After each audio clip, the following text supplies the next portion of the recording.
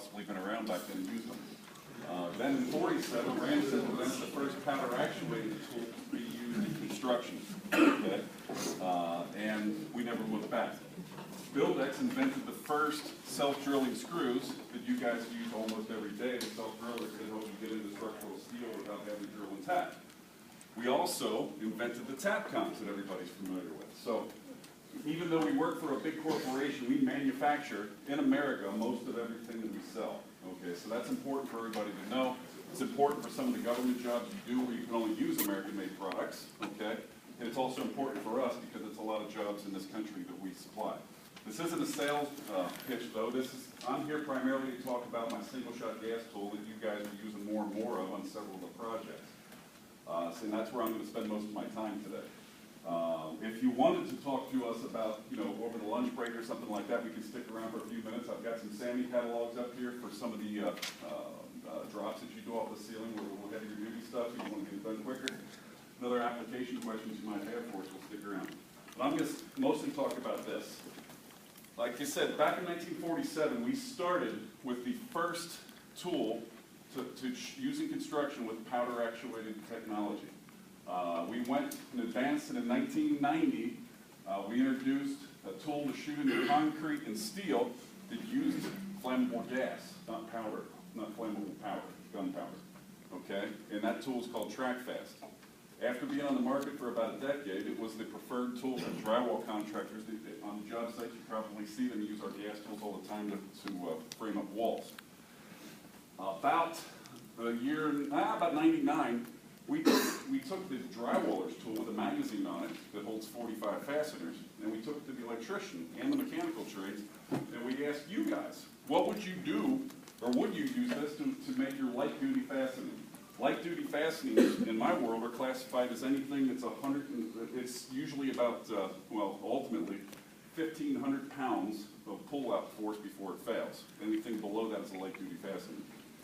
So, for an electrician, that would be one-hole straps and whatnot, and a variety of other things that you make fastenings into concrete and steel with. At the end of the day, after we talked and put the tools on several jobs, the electricians came back and said the tool's not powerful enough, okay, and the magazine you put on there is too big and bulky, okay.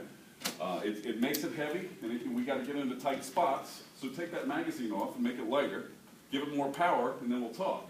The reason they didn't want the magazine is because electricians used our fasteners already with a sealing clip with a pin attached and one-hole straps with pins attached that you use a powder-actuated tool with, okay. So with those tools, you just put the pin in the tool and you make your fastening, okay? So they said, well, why can't we have the clip attached to the pin and just make it a single-shot tool? And that's what we did.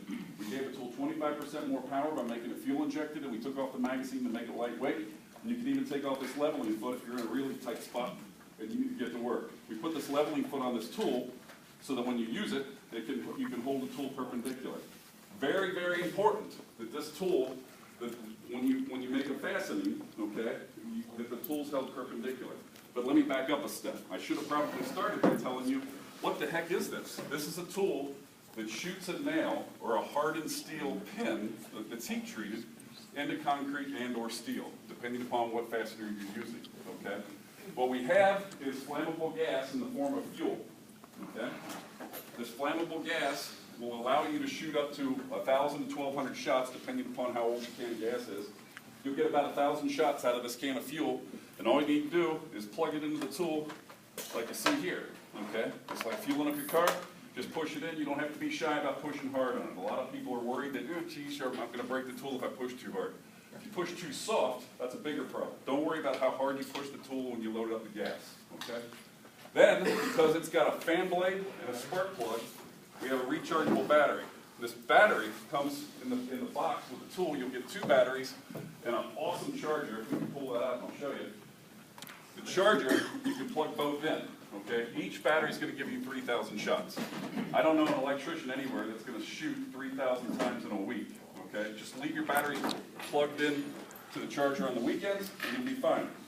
And also, if you think about it, overnight and maybe during lunch breaks, your battery, when it's plugged in all the way, okay, has a notch on it.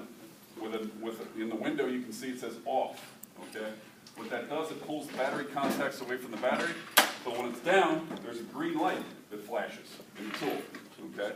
That tells you got to recharge the battery.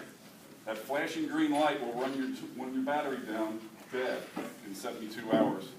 So it's going to eat up your battery, just sitting there with the battery in it. So we put a lock switch in it. That way you don't have to lose your battery by putting it in the job box and it gets lost. So you can leave it in the tool. Leave the fuel and the battery in the tool, just use it until it doesn't work. What I want to tell you though, is when it quits working, what the heck do you do? Okay? The first thing you check for is to see if you got a green flashing light. Okay? The second thing you can listen for is the fan. Make sure the fan's blowing. Okay? The third thing you can look for, if all that's good, your fan blade, your fan motors, you can hear it running, and you got a green flashing light, you're probably out of fuel. Okay? And basically all you do is pull this out and get yourself a new can of fuel and go back to work. 99% of the time that's all it is. Can I clean the tool? Do I oil the tool? Absolutely not. You don't have to worry about a thing. Just use it till it doesn't work. Many people think because it has a lot in common with a pneumatic tool or an air tool, many people think that basically I should put some drops of oil in the top or down in the nose piece. No. All you're going to do is gum up the works. The fuel itself has some lubricant in it. The spent gas, when it burns, there's some lubricant left behind inside the piston. There's O-rings in here, okay? They stay lubricated. You should get about 20 to 30,000 shots between cleanings. And then you just send it in for service and take care of it. You shouldn't have to worry about doing anything with this except for dropping it off a lift. Okay, if you drop it off a lift, it's a good solid polyamide tool, but I've seen some of these nose pieces that break. Any questions so far? Okay. Now, the other thing is what I've got here on the front of this tool is a magnetic nose piece. Okay? This magnetic nose piece is made for your washer pins that are available for the tool. If you open up the orange catalog that I passed around, the orange catalog on page 28 and 29 is some of the fastener selection that you can get with this tool. Okay? The magnetic nose piece is on page 29. You can see there's a washer pin there. Primarily that's for the mechanical trade. But if you want a good solid connection, if you're shooting up 4 squares or something like that, and you want something a little bit better, or maybe a couple of pieces of unistrut, to concrete wall, for some conduit lines that you're running, you can certainly use the washer pins to shoot up unistrut of some sort. Okay. The rule of thumb when you shoot into concrete is with these clips we supply you with a 3/4 inch pin, which is plenty embedment at 3/4 inch deep. Okay. If you go in 3/4 inches deep into concrete, 4,000 psi concrete, you can expect an allowable pull-out load of about 60 pounds in 4,000 concrete. If you think about it, that's pretty substantial. That's allowable. That's not what's going to take to pull it out, because it's usually about 5 times that. You're going to get about 150 to 200 pounds in 4,000 psi concrete that it's going to take to pull it out of the wall. So that's, I can do it because I'm 260 pounds, maybe 270 right now. But basically, it's the holidays. So essentially, though, that's a lot of weight. Okay. So by code and so forth, for what you do in light duty fastenings, again, you should be good. Now I know with code 300, okay, you've got each corner of your light boxes. You need a hank, you need a wire for each corner, right? Unless that changed, is that correct? Yes? Okay. So you've got a lot of fastenings that you're making in the ceiling. One of the things that we have for you is we have the ability to take off this magnetic nose piece if you're not shooting the washer pins, and you put in the other one, like so, okay? Attach this is called T3 cup, okay? Shove it into the tool like so. See how easy I make this look?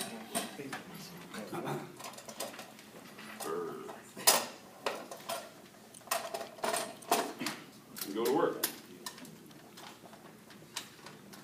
Anyway, you get the idea. There's a ball bearing in there that's hanging up. It just snaps in there. And all you need to do is put a base on this tool, and these come in 4-foot sections, so you can basically make the pole as long as you need to make your fastenings with this. If you look, we have it's called the ceiling clip version. Down here is called the 34 clip at the bottom of page 28. Very, very popular product for us. Save you a lot of time. And the cool thing is, as soon as you're done hanging ceiling clips and you're back to putting something on the wall, it's easy to remove. Those electricians that have been around for a while probably remember our older version of the pole tool, which is a pain in the butt to use. This one makes it a whole lot easier. The other part of that is, and by the way, I should mention that those of you that are using gas tools on Ohio State jobs, Ohio State University jobs, unless things, I haven't been working in Ohio for a while, I've been spending most of my time in the northeast of the country, but going back 25 years ago, I had a meeting with the senior architect for Ohio State University and the senior architect for the state of Ohio, and neither one of them wanted powder actuated tools to be used on their jobs, okay? And they were very reluctant to even meet with me to talk about gas technology back when I had the magazine tool. We sat down and they said, no, put that away, we're not even interested in that. I said, if I may. And what I did is I brought in a piece of solid concrete block and some drywall track, and I made a fastening into it. And they said, that's just what we've been talking about, that stuff is dangerous, okay? And so I said, bear with me. I took the piece of drywall track, turned it upside down so the legs of the track were now away from the concrete, and I shot a fastener into the sheet metal of the track. The head of the fastener didn't go through. I said, you can't do that with a powder actuated tool, okay? That sunk in with them, and they said, you know what, you're right, that's different. That's not as dangerous as the other tools, okay? And we will allow that to be used. So if you're allowed to use gas tools on those jobs now, you can personally thank me for that if that's what you want to do, or if you'd rather drill an anchor, go ahead and do that if you want to. Thanks, buddy. This is all about labor savings, okay? Labor savings is what this is about, okay? So you can put 10 fasteners in by the time you can drill into concrete and use a tap con or another fastener, okay? The other thing that I want to explain is, and I want to back up another step, powder isn't dangerous if it's used properly. This isn't dangerous if it's used properly. What you got to be careful of on this tool, okay, for safety, is the only thing you need to worry about is if there's a battery and fuel in this tool, it's loaded. But you always need to remember, treat the tool just like a firearm, like it's always loaded. And what would you do? You wouldn't point it at people, okay, necessarily. Although, I'll tell you about that, and I'm waving it around, so you're like, look, what the heck's he doing, okay? But more importantly, you would never put your hand over the muzzle on a firearm, or even put it, against yourself and that sort of thing. Same holds true for this, okay? What I want to suggest to you is a powder actuated tool and a gas actuated tool. With this tool, there's a couple of things that take place, okay? One, you have a mechanical switch and an electrical switch with this tool. Both have to be depressed in order for the tool to work, okay? So what that means is I have to push down on the muzzle of the tool with 6 pounds more than the weight of the tool to even be able to pull the trigger, okay, to make a fastening. So that makes the tool a whole lot safer. Also, one thing from an OSHA standpoint, if you use a powder actuated tool, you have to have an operator's license, okay? And if you do need and want to use a powder actuated tool, you can get that operator's license at the Ramset website. Okay, just go to ramset.com and you follow the link for your license, and you can even print it out at the end of your quiz. That said, this doesn't need a license because it doesn't meet some of the unsafe parameters that a powder actuated tool can potentially give you. This is a whole lot safer and easier to use than that. As a result, OSHA doesn't require that you need a license. But it is important to make sure that basically 99% of the injuries that we see, and they're rare, okay, is when people want to hear the tool click, okay, they put their hand over the tool thinking it's unloaded, and they pull the trigger, and it's not unloaded, okay, and they put the piston through their palm. Now, I want to clarify also that remember that I told you about the little trick in the office with the Ohio State architect. This tool uses the power that it needs, and if it doesn't need it, it backs off. That's why when I shot it into sheet metal, the fastener didn't go through the sheet metal. Okay, if I take a powder actuated tool and shoot a piece of sheet metal, it's going to come out to this side and probably go about 20 feet. Okay, not like a firearm where if a bullet would go through sheet metal, it would go through that glass door on the back of the room. Okay, it's a whole different animal.